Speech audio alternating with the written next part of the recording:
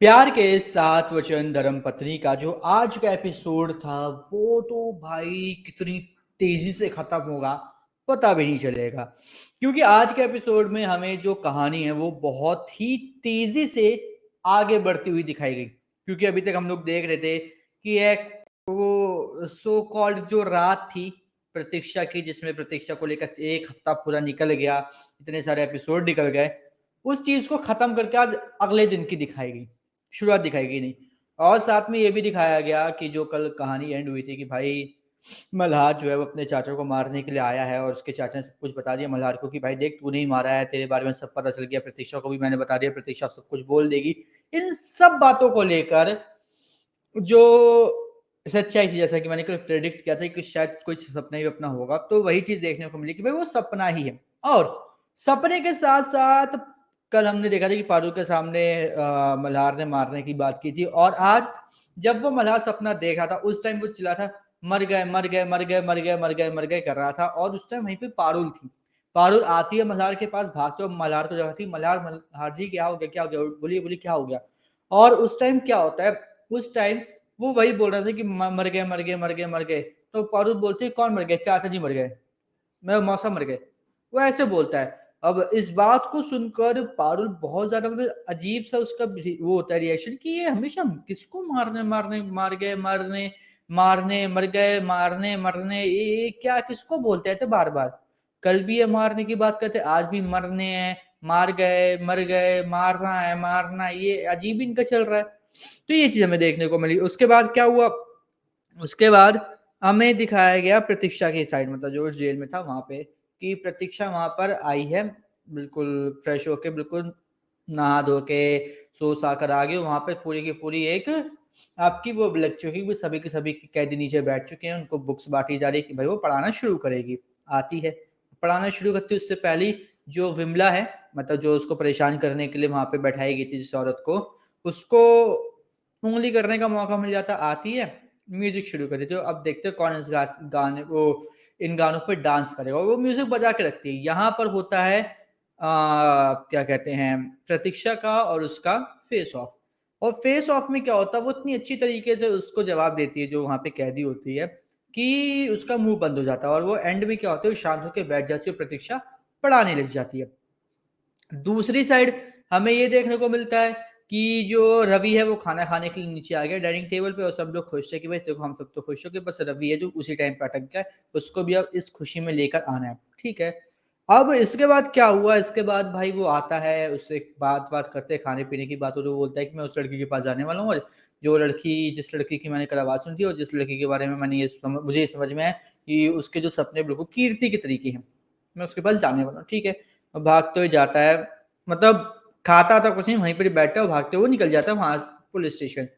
फिर हमें वही मतलब तीसरी साइड ये चल रहा था कि भाई जो मल्हार है वो सपने से जाग चुका है, उसके चाचा बिल्कुल ठीक है, ठीक है, उनको नए वार्ड में शिफ्ट कर दिया गया है और वो बिल्कुल होश में। तभी वहां पे क्या होता है कि उसके जो चाचा है वो आके मिलते हैं, और मेरे ख्याल से किंजल भी होती है। ठीक है, और किंजल और चाचा दोनों लोग वो लोग मिलने आते हैं। वो बोलते कि आप इतना कैसे हैं, बोलते ठीक है। और वहां पे आकर मल्हार ये सोच रहा था कि किस तरीके से उसके मासा को मार दे। ठीक है। उन वहां पे भी थोड़ा बहुत ये लड़ाई झगड़ा होता है उसके मासा का और मल्हार का, क्योंकि मासा बोलता है कि कोई गए कीर्ति के पास, नहीं गया। ठीक है। अब मल्हार बोलता है आप क्यों टेंशन ले रहे जब उसका पति है यहाँ पे, आप क्यों टेंशन ले रहे कीर्ति जी की, उसको कुछ नहीं होगा, मैं बचा लूंगा उसे। ठीक है भाई, बचा लोगे अब तो ठीक है, बचा लो। और इसके बाद क्या होता है, इसके बाद हमें ये देखने को मिलता है कि जो वो है क्या कहते हैं रवि, वो पुलिस स्टेशन आ जाता है। ठीक है। पुलिस स्टेशन आने के बाद वो उस लड़की के से मिलने के लिए चला जाता है, और वो लड़की होती है प्रतीक्षा। अब प्रतीक्षा को देखकर क्या होता है, वहां पर होता है प्रतीक्षा से उसका फेस ऑफ। अब फेस ऑफ होता है तो रवि बड़ा गुस्सा हो जाता है। वो बोलता है कि तुमने तो पहले मेरी कीर्ति को मारा, मेरे को मेरी कीर्ति को छीन लिया, तुम उसके सपने भी छीन रही हो, और उसके सपने छीन के इतनी ज्यादा खुश हो। तो वो बोलती है कि हाँ मुझे खुशी मिल रही, तो अब मेरी इस खुशी को क्यों छीनना है। बोल रहे मैं तुम्हें खुश नहीं रहने दूंगा चाहे कुछ हो जाए। समझ आए, समझी मेरी बात। और तुम एक गुनहगार हो, कातिल हो, और हमेशा कातिल ही रहोगी, कभी इंसान नहीं बन पाओगी। वो ये बोल के चला जाता है। इसके अलावा भी बहुत सारी बातें होती है रवि के बीच में और प्रतीक्षा के बीच में, जहां पर प्रतीक्षा अपना स्टैंड लेते हुए दिखाई दी कि प्रतीक्षा अपने आप को नीचे दबने नहीं दे रही रवि के आगे, और वो प्रॉपर स्टैंड ले रही है कि भाई रवि जो भी बोल रहा है उसकी बात का मैं जवाब दूंगी, जबकि मैंने कुछ किया नहीं है ऐसा, तो मैं क्यों मतलब उसकी बात सुनूं। और जब रवि वहां से चला जाता है तो वहां से एक कैदी आती है और पूछती है कि मैडम जी आपने कुछ ऐसा किया है क्या? बोलते नहीं मैंने ऐसा कुछ भी नहीं किया। ठीक है, तो सभी बोलते हैं जब आपने कुछ ऐसा किया नहीं तो आप डर क्यों रहे हो, घबरा क्यों रहे हो? जब नहीं किया तो बिल्कुल आराम से खड़े हो सीना तान के कि भाई मैंने कुछ नहीं करा, पलट के जवाब दो, अपने लिए लड़ाई लड़ो। जब आपने वो गुनाह किया ही नहीं तो आप फालतू में क्यों सजा भुगतोगे? तो इस बात को सुन के प्रतीक्षा के अंदर एक उम्मीद जगी, उसने बोला कि नहीं भाई अब ऐसा है जब मैंने कुछ किया ही नहीं तो मैं क्यों दब रही हूँ, मुझे नहीं दबना, और मैं क्या करूंगी अब मैं अपने केस के लिए अपने लिए मैं खुद ही लड़ूंगी बस। और यहाँ पे मैं देखने को मिलता है कि प्रतीक्षा जो है, प्रतीक्षा डायरेक्टली इस बात को अब मतलब इस तरीके से वो बन चुकी है कि अब वो अपने केस के लिए लड़ेगी और वो अपने केस को जीतेगी, और जिसने भी जो किया होगा उसको उस चीज की मतलब कीर्ति की हत्या करने की जो सजा होगी वो दिलवा कर रहेगी। अब इसके बाद हमें एक और चीज देखने को मिलती है, वो ये कि कीर्ति की मम्मी और रवि की मम्मी दोनों एक साथ हैं। अब वो मेरे ख्याल से कीर्ति के घर पे थे, तो वहां पे क्या होता है, वहां पे वही बात हो रही होती है कि रवि अभी तक नहीं उठ पाया, अभी भी उसी गम में है, और वही बातें बता दी जो रवि ने था कि मैंने किसी एक लड़की को एफएम पे सुना तो वो सोचा कि वो रवि कीर्ति की तरीके ही है, और वो बल्कि कीर्ति नहीं, वो कीर्ति के गम में इतना ज्यादा डूब चुका है, यही सब बातें वो कर रही होती है क्या कहते हैं कीर्ति की मम्मी से। तभी क्या होता है, वो बोलती है कि अच्छा काव्या कहाँ है, क्योंकि काव्या ने मुझे कुछ बुक्स बताई थी वो कि मतलब ये वाली बुक्स अगर अभी पढ़ेगा तो ठीक हो जाएगा। तो अब वो कहाँ पर ये बता दो, कीर्ति की मम्मी थी, वो काव्या अपने रूम में जाके देख लो। वहाँ पे जाती है, बुक्स वुक्स ढूंढने लग जाती है वहाँ पे। ठीक है, तो वहाँ पे दिखती है रवि की फोटो। ठीक है, अब वो उस फोटो को देखती हो तभी हमें सोच देखने को मिल जाता है कि जो क्या कहते हैं उसके जो मौसा हैं हॉस्पिटल में, वहां पे उसकी जो मौसी भी आ चुकी हैं मल्हार की, और अब उनके बीच में बातें हो रही है। अब यहाँ पे उसकी मासी का वही नॉर्मल सा जैसे हम लोग को रूप देखने को मिलता है कि प्रतीक्षा की वजह से आपने ऐसा हुआ, प्रतीक्षा की वजह से ये हुआ, प्रतीक्षा से बात नहीं करेंगे, प्रतीक्षा के लिए आप कुछ करेंगे नहीं, ये वो बड़े लोग हैं, वो मतलब प्रतीक्षा के बिल्कुल अगेंस्ट में थी। तो अब वो प्रतीक्षा के लिए कुछ भी करने के लिए मना कर रही थी। उससे तो ये तक क्या था कि मल्हार ने हाँ बोला तभी प्रतीक्षा की शादी, और ना प्रतीक्षा की शादी तक नहीं होती। तो यहाँ पे उसके चाचा सीधे बोलते हैं प्रतीक्षा की शादी मल्हार की वजह से नहीं हुई है, पहली बात। दूसरी बात, प्रतीक्षा की शादी इसलिए हुई है क्योंकि तूने मुझ पर दबाव बनाया था, वरना मैं मल्हार से कभी उसकी शादी नहीं करने देता। और दूसरी बात, जब तक उसका चाचा जिंदा है, ठीक है, तब तक वो प्रतीक्षा को कोई भी दिक्कत मैं होने नहीं दूंगा। ये सीधी बात बोलता है। ये बात सुन के मल्हार वहां से निकल जाता है बाहर।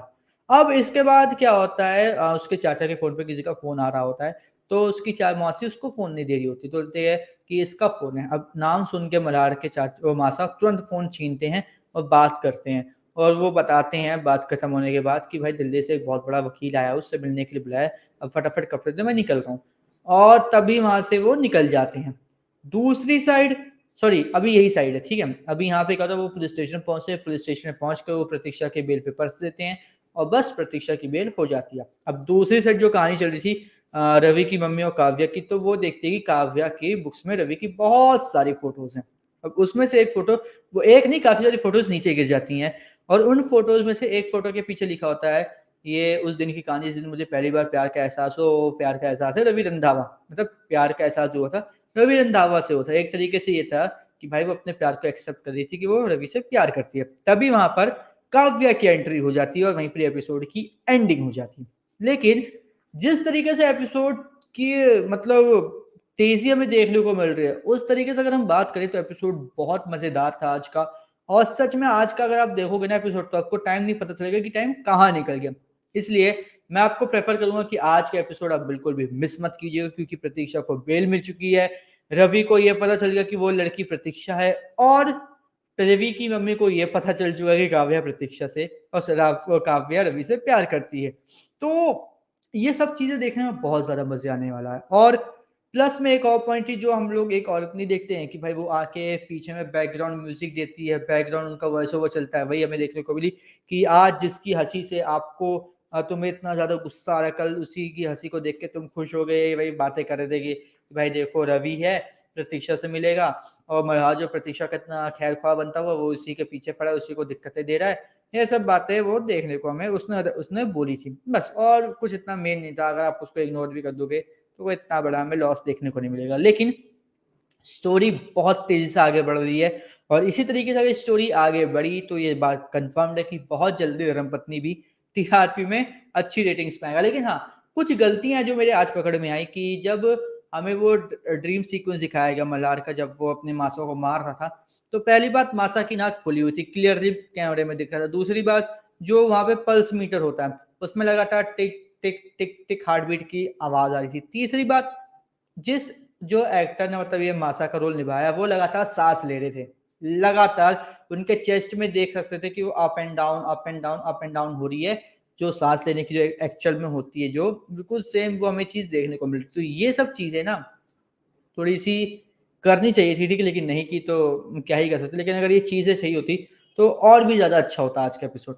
वेल, आपको आज का एपिसोड कैसा लगा हमें कमेंट करके जरूर बताइएगा और धर्मपत्नी के आने वाले सभी एपिसोड्स के रिव्यूज और कहानी जानने के लिए हमारे चैनल को सब्सक्राइब कर लीजिए और बेल आइकन को दबा दीजिए ताकि आपसे मिस ना हो हमारा कोई भी लेटेस्ट अपडेट।